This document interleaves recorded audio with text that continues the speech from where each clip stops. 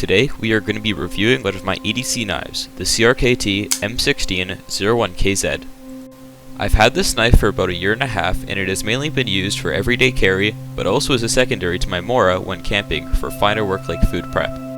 My last knife review about the Gerber Bear Grylls folding sheath knife was kind of all over the place, so I came up with a set of knife standards that this knife and all future knives will be graded with. It's basically a system that grades and summarizes the knife's overall performance and puts it under a mark of either 60 for folding knives or 65 for fixed blades, because they are intended to do different tasks, right? For now, this is my most expensive knife. I got it at around 40 Canadian dollars on Amazon, which is a really good deal because it normally goes for about that American. The M16 series from CRKT is known for supremely robust knives. Look at the thickness of the liner lock. One very unique feature of this knife is the auto locks. It's basically a little piece of metal that comes down and prevents the liner from sliding out from under the blade. Some people love it, some people hate it. I personally don't mind it, but it took me a while to get used to.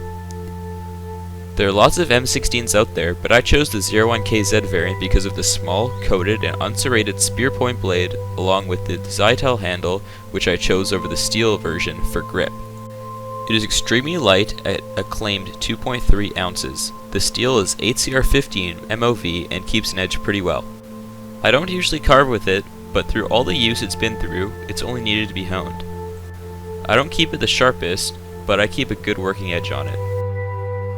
The CRKT M16 line is a series of tough knives, and this one is no exception, although, like all knives, it isn't perfect.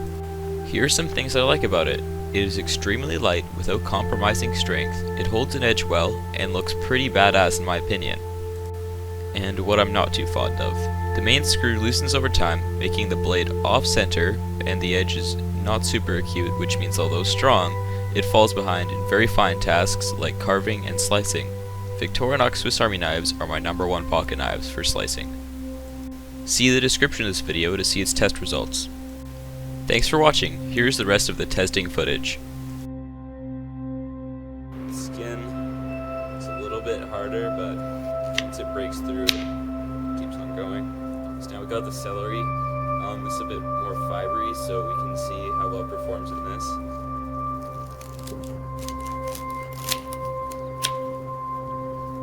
There's definitely a lot more friction with the celery, but I think that would be the same with any knife, especially a non-kitchen knife.